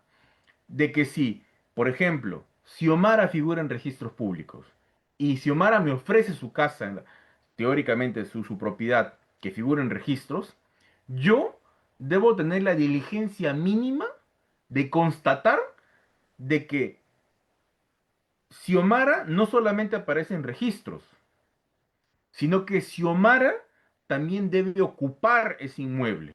Y si no lo ocupa, conocer quién lo está ocupando y a título de qué. Porque puede ser que Xiomara me quiera vender una casa, pero las personas que se encuentran en la casa sean sus inquilinos, sean arrendatarios. Ahí no habría ningún problema. Pero ¿qué pasa si yo voy a constatar, toco la puerta y sale una persona y yo le digo, oye, Xiomara me quiere vender esta casa. Perdón, pero esta es mi casa. Yo se la he comprado hace 6 meses, acá está mi contrato privado. Es a lo que hace referencia esta sentencia. Tienes que tener esa diligencia mínima de identidad de posesión con registros, y si no hay la identidad, de conocer en calidad de qué tiene el posesionario o está ejerciendo la posesión del inmueble. Porque no solamente basta con que tú puedas conocer, sino que logres concretar ello.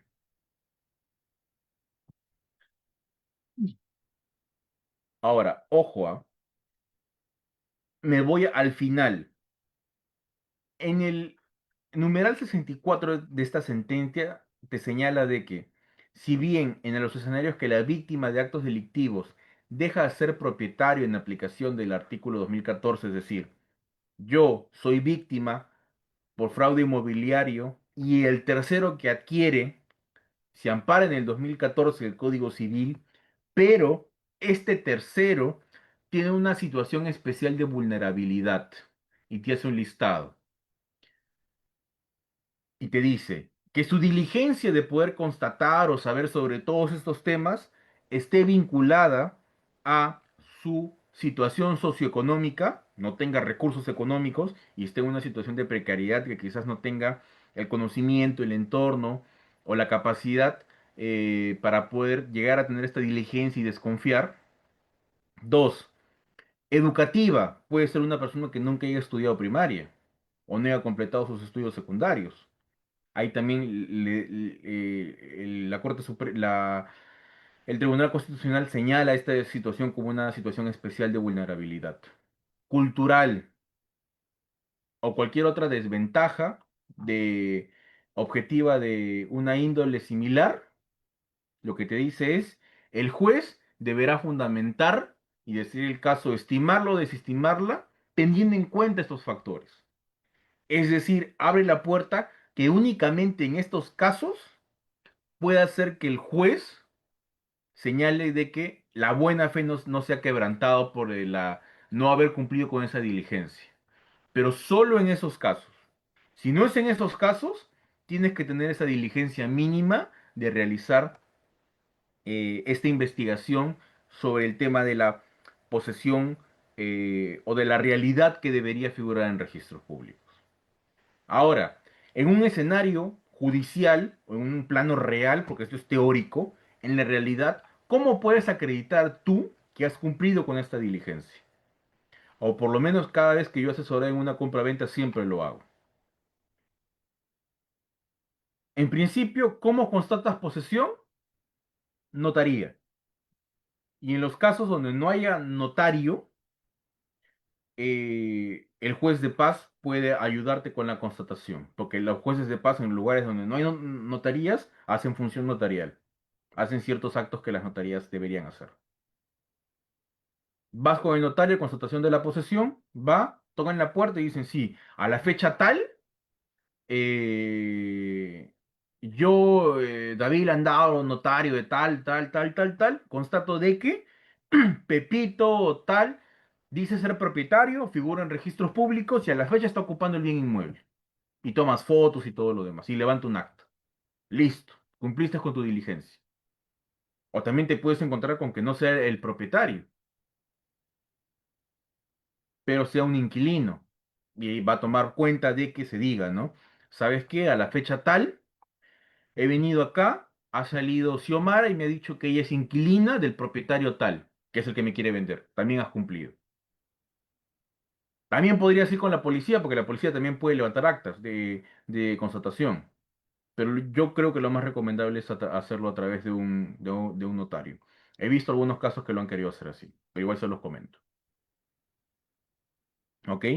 Pero deben cumplir con esa diligencia mínima. Siempre. ¿Por qué? Porque ustedes van a asesorar. Sí, sí, no hay ningún problema, que esto, que el otro, que sí. Ah, tú has ido y tú has tocado, ya, listo. Si han salido, ya está. Y si después te demandan la nulidad, ¿cómo lo vas a probar? Ojo con eso, amigos, ¿ah? Y ya para cerrar, justo creo que me va a dar el tiempo, les he traído unos casos que me parecen interesantes para que ustedes lo tengan en cuenta, con sus respectivas casaciones, para que eh, ante cualquier situación que ustedes tengan, invoquen su casación, que las casaciones son vinculantes, así que les va a ayudar bastante. Primer caso. A ver. Juan vendió un inmueble a Ruth, quien inscribió su adquisición en registros públicos. Luego, Juan y Ruth celebraron un mutuo disenso para dejar sin efecto la compra-venta, pero Juan no inscribió dicho acto. Hasta acá, es decir, Juan vendió su inmueble a Ruth por un contrato de compra-venta a plazos. ¿Ok? Vendió un contrato de compra-venta a plazos. Imagínate que a la mitad de las armadas, este, Ruth dejó de cumplir, que es el caso que les he comentado hace un par de minutos. Y fue y negoció con Juan. ¿Sabes qué, Juan? Ya no te voy a vender nada. Perdón, ya no te voy a comprar nada porque no tengo la plata. Esa compra-venta seguía inscrita. Ok, entonces hay que hacer un mutuo disenso. Celebraron su contrato de mutuo disenso. Pero Juan, por confiado, no lo inscribió en registros públicos. Y a nivel registral, Ruth seguía figurando ahí. Pero Juan nunca dejó de poseer. Juan siguió siendo poseedor. Ruth nunca tuvo la posesión. Pero seguía figurando en registros. Tiempo después, eh, Ruth hizo o constituyó una hipoteca sobre el inmueble, luego transfirió mediante la dación en pago a una entidad financiera. La entidad financiera inscribió su adquisición en registros públicos. Juan seguía en posesión del inmueble y sostuvo que Ruth ya no era la propietaria y que la entidad financiera no podía invocar la buena fe registral, porque él siempre tuvo la posesión. Hasta acá todo queda claro, ¿ah? Pregunta, ¿puede el propietario originario poner al tercero el mutuo disenso que no llegó a inscribir si él mismo no publicitó oportunamente esa situación? Respuesta. Esta es una casación muy cuestionable, ¿ah? En lo personal yo no estoy de acuerdo, pero igual ya se emitió. Y como ya se emitió, es vinculante. Pero solo, este es un caso muy especial, pero igual se los he traído porque me parece interesante. Llegó a la Corte Suprema y lo que dijo fue que el casante, que en este caso del ejemplo que les he dado es Juan, no ha tenido una conducta activa a efectos de inscribir el mutuo disenso con la finalidad de publicitar la situación real del inmueble. En ese sentido, el derecho de propiedad de la demandante no podía verse perjudicado por haberse mantenido oculto dicho documento público, toda vez que el demandado recurrente transfirió la propiedad en un primer momento a favor de Ruth y ésta ejerció actos de atribución de la propiedad materializados en la constitución de hipoteca y dación en pago, ambos en favor de la demandante. Aquellos que creó una apariencia de propiedad sobre la demandante. No obstante, pese a todos estos actos, el casante continuó en posesión del inmueble, objeto de reivindicación, fue un proceso de reivindicación. En ese sentido, dicha posesión no resultaría determinante ante su indiferencia en el actuar como un propietario diligente, por no inscribir este mutuo disenso. Siendo esto así, al haberse acreditado la concurrencia de la teoría de los actos propios, una teoría que hay un libro incluso sobre actos propios que me parece muy interesante del profesor Mario Castillo, con la doctora que en paz descanse, Rita Sabroso. La conducta negligente debe ser sancionada, siendo inoponible la posesión sobre el predio sublitis por parte del demandado casante respecto a los derechos de la propiedad de la demandante. Entonces, en este supuesto, la sola posesión o la falta de identidad no bastó, porque no tuvo la diligencia de inscripción. Ojo, tengan en cuenta eso. Sigo. Segundo caso. Carlos vendió un predio agrícola a Diego, pero dicha adquisición no aparecía inscrita. Años después, Carlos volvió a vender el mismo predio a Melanie, quien alegó haber comprado confiado en que Carlos figuraba como propietario registral. Sin embargo,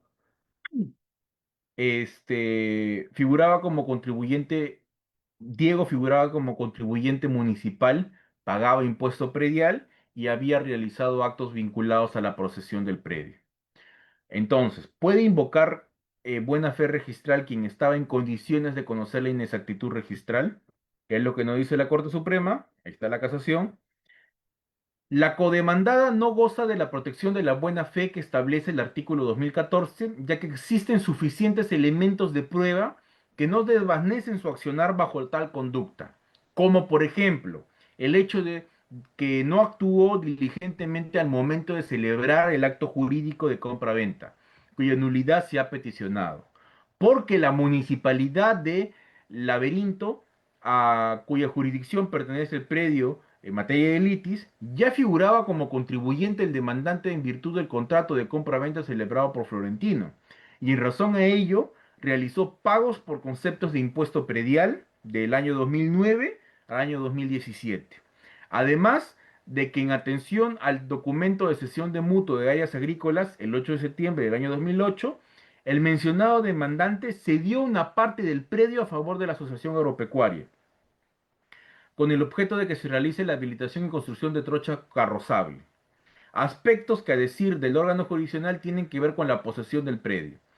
Estos actos antes anotados, además de otros, han sido destacados por el colegiado eh, para arribar a la conclusión de que la demandada Marianela no se encuentra protegida por la buena fe que prevé el artículo 2014.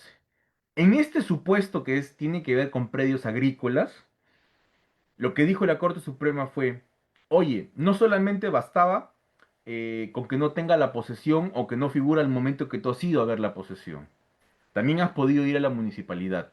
Y en la municipalidad, quien ha ejercido los pagos y ha hecho acciones posesorias, ha sido el que está ahorita demandando casación. Y con eso te has podido dar cuenta de la inexactitud del registro. Y como no has tenido esa diligencia, no puedes amparar tu buena fe. Interesante, ¿eh? También es una gran casación reciente del 2024 en Madre de Dios, para que la tengan en cuenta. Penúltimo. Sergio celebró un contrato de compra-venta con Pedro, quien aparecía como propietario del inmueble. Sin embargo, antes de que se cancelara totalmente el precio y se inscribiera la transferencia, Sergio recibió una carta notarial en la que Augusto le comunicó que era el verdadero propietario. Pese a conocer esta situación, Sergio continuó con la operación y suscribió la escritura pública, canceló el precio y logró inscribir la propiedad a su favor. Posteriormente, Augusto demandó la nulidad de la compra-venta, sosteniendo que Pedro nunca había adquirido verdaderamente la propiedad del inmueble. ¿Se mantiene la buena fe registral si el adquiriente conoce antes de la inscripción que otra persona alega ser el verdadero propietario? La respuesta es no. La Corte Suprema dice que en ese supuesto en el cual yo voy a adquirir un inmueble, he pagado parte del precio y antes de celebrar la escritura pública o de firmar la escritura pública, en ese lapso me mandan una carta señalándome, oye, por si acaso, el que te está vendiendo no es propietario, yo soy, acá está el medio probatorio, y tú aún así adquieres esa propiedad y en el proceso se demuestra que efectivamente no era propietario, no has actuado de buena fe y has actuado de manera indiligente. Por ende, no te puedes amparar en 2014 el Código Civil, no puedes alegar que eres tercero de buena fe registral. Último caso. Luis celebró con una empresa inmobiliaria un contrato privado para adquirir un lote de terreno. Pagó íntegramente el precio y ocupó el inmueble junto a sus padres, instalando servicios y cercando el terreno. Años después, la misma empresa inmobiliaria vendió nuevamente el inmueble a Elena, quien adquirió acciones y derechos sobre el predio e inscribió su adquisición en el registro. Elena sostuvo que actuó de buena fe porque la empresa vendedora todavía aparecía registralmente como titular. Sin embargo, no verificó quién se encontraba en posesión del inmueble.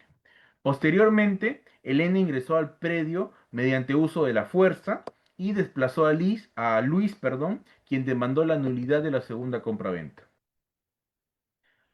Basta revisar el registro para invocar la buena fe pública registral o el adquiriente también debe verificar quién posee el inmueble, caso que cae como anillo al dedo en el supuesto de el Tribunal Constitucional que les he mencionado. ¿Qué es lo que te dice la casación? No, tienes que hacer la constatación de la dualidad. Y este caso es especial porque primera y segunda instancia le dieron la razón a la persona o a esta chica que adquirió el bien y se quiso amparar en el tercero de buena fe registral. Señalando, no, yo compré a quien aparecía en registros que era la inmobiliaria. Pero la Corte Suprema dijo no. No solamente basta que tú alegues la buena fe, sino también has tenido que tener esa diligencia. Casación también relativamente reciente que se ha emitido. O sea, sí que son casaciones calientes, si se quieren decir. Así es, amigos. He cumplido con el tiempo que me han dado, las 2 horas. Espero no haberlos aburrido, espero que les haya parecido interesante, espero haber sido claro. Les dejo mis redes sociales. Yo comparto información sobre derecho civil, arbitraje, contrataciones con el Estado. Subo algunos videos también referidos a estos temas, explicando los temas que a mí me pasan, para que ustedes también puedan tener ese feedback y capaz les pueda ayudar. Siempre es bueno compartir lo que uno sabe porque la experiencia que uno tiene le puede ayudar a otra persona. Así que, bueno, gracias. Y quedo atento a sus preguntas. Ok, doctor. Muchas gracias. Doctor, ¿le puedo hacer una pregunta? Sí, ¿verdad? Claro, Uber. Muchas gracias, doctor. Bueno, una vez más, doctor, muy buenas noches, doctor. Eh, Mi pregunta es la siguiente, doctor. Tenía una duda sobre eh, contratos, ¿no? Indicaba Ok. se puede hacer mutuo disenso. Ujú. Esto, eh, bueno, en vista de que es otro contrato que se suscribe también, se puede hacer a todo tipo de contratos. O sea, por ejemplo, me refiero, ¿no? Un contrato, en este caso es compra-venta que nos han enseñado. Ujú. Un contrato de, digamos, de locación de servicio. Un contrato eh,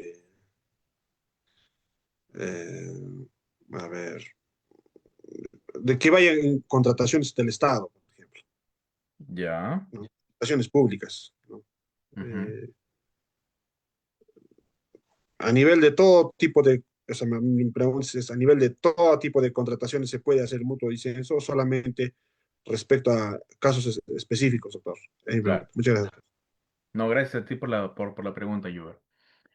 Eh, en todos los contratos en materia civil, sí se puede hacer. Compra-venta, arrendamiento, locación de servicios, hasta los contratos genéricos. Porque recuerden que los contratos, amigos, existen clasificación para los contratos. Los contratos típicos, atípicos. Los nominados, los innominados. Los típicos son los que tienen una regulación en el Código Civil. Los atípicos son los que no tienen regulación. Los típicos serían compra-venta, arrendamiento, este, no sé, locación, hospedaje, ¿no? Contrato de obra. Y los atípicos son los que no tienen una regulación. Pero ahí entras en el supuesto de los nominados e innominados. Los nominados, que tienen un nombre, que ya los he mencionado, pero también puede haber nominados atípicos, es decir, que tengan un nombre, pero no tengan regulación. Los casos de los contratos de know-how, los contratos de joint venture, que se utilizan para hacer otras operaciones económicas. Son contratos que se extraen, que se han traído de la experiencia externa. Los de joint venture se utiliza para actividad minera, por ejemplo. Los de know-how se utilizan para hacer contratos de franquicia. Porque tú das el conocimiento que has adquirido para hacer una hamburguesa que te sale riquísima y lo das. Por ejemplo, en los casos de franquicia que se da para Kentucky, para estas cadenas de comida donde tienen una fórmula secreta y esa fórmula se les da a través de este contrato con ciertas restricciones como cláusulas de confidencialidad y todo lo demás. Para todos estos casos puedes aplicar el mutuo disenso, porque lo que importa es la voluntad de las partes. Si las partes quieren crear un contrato, lo crean. Sí, porque recuerden que derecho de contratos es libertad absoluta. Tú puedes hacer lo que tú quieras hacer. Uno. Dos, La voluntad es lo que va a primar. Si ambas partes quieren dar de baja un contrato a través de un mutuo disenso, lo pueden hacer. Ojo, no es lo mismo un mutuo disenso y Uber que transacción, que la transacción también es un contrato, pero son de supuestos diferentes. Cierro paréntesis, lo podrías aplicar. Ahora, en contrataciones públicas, yo me dedico a ver arbitraje en contrataciones públicas y en mi experiencia Uber, yo no he visto hasta el día de hoy algún caso donde la entidad haya ido con el contratista y hayan paralizado una obra de millones por mutuo acuerdo. Por lo general siempre se van a un arbitraje, siempre, salvo que declaren la nulidad o resuelvan el contrato. No he visto ningún supuesto. Es más, la ley de contrataciones con el Estado anterior, que sería el texto único ordenado de la ley 302225 y su reglamento, que es el 344-2018, me parece que no te regulaba el mutuo disenso y la norma actual tampoco. Creo que utilizan otra figura, pero tendría que tener base en esa norma especial para que se pueda dar de baja el contrato. Si no, no lo podría aplicar. Recuerda que en contrataciones públicas, Uber, se aplica especialidad de la norma. Norma especial, y en todo lo que no haya sobre el fondo en la norma especial. Acá abro un paréntesis que me parece interesante también comentarlo. Ojo, la norma supletoria, hasta antes de suscribir el contrato en contrataciones públicas, es la Ley de Procedimiento Administrativo General, la Ley 27444. Porque hasta antes de suscribir el contrato existe una relación entidad-administrado. Porque tú postulas a un procedimiento hasta que te den la buena pro, y hasta que suscribas el contrato, tu relación es de entidad-administrado. Una vez que suscribes el contrato, la ley de contrataciones lo regula como el perfeccionamiento del contrato en ese supuesto de contratación pública. En adelante, la naturaleza ya no es administrativa, la naturaleza es contractual, porque se ejecutan obligaciones. Tanto la entidad como el contratante, como el contratista, tienen una relación de partes contractuales. Y ahí en adelante, la norma supletoria es el Código Civil. Es decir, en todos los supuestos no previstos y que no existan y que hay ausencia de regulación, en la ley de contrataciones con el Estado se va a aplicar lo que diga el Código Civil durante la etapa de ejecución contractual. Anterior a eso no. Porque yo he visto casos en los cuales en ejecución contractual dicen, no, de manera supletoria se pide la nulidad porque no se han cumplido con los requisitos del acto administrativo. Ya, eso es incorrecto. ¿Ok? Pero igual te lo quería aclarar. Pero en específico tendrías que tener soporte en la norma especial para poder dar mutuo disenso. Si no, no. Espero haber resuelto tu duda, Joel.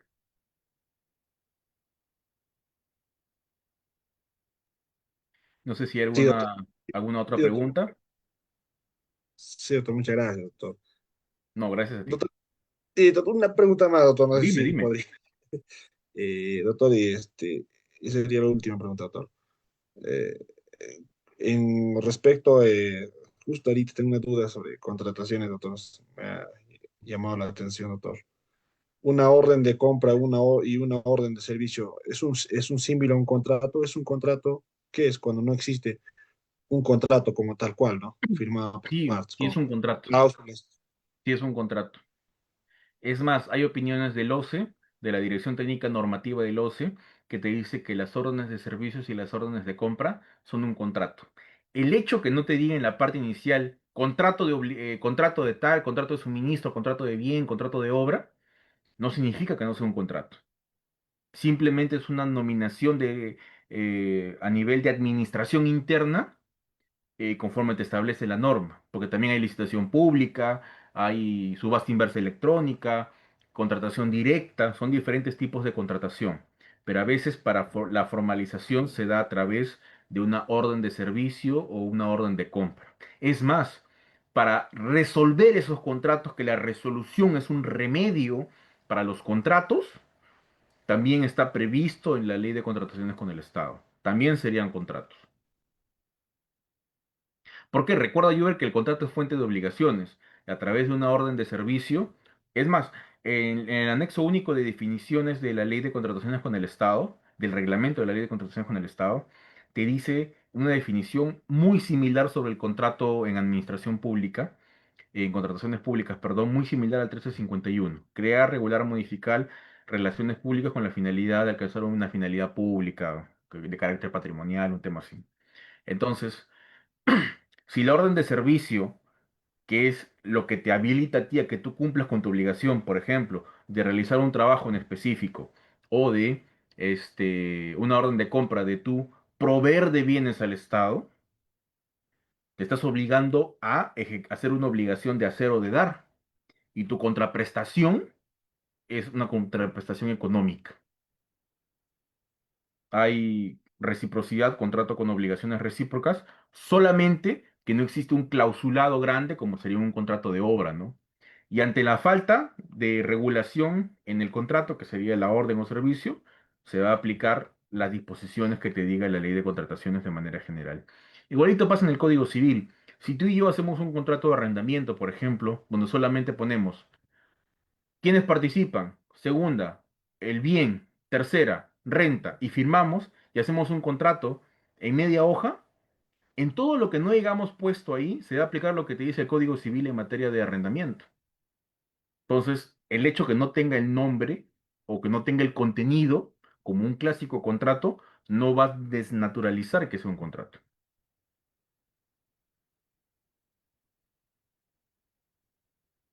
Espero haber resuelto tu duda, Yuber.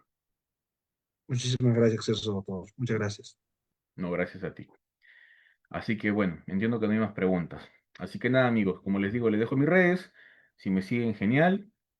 Para que puedan también estar al día quizás con el contenido que yo pueda ofrecerles.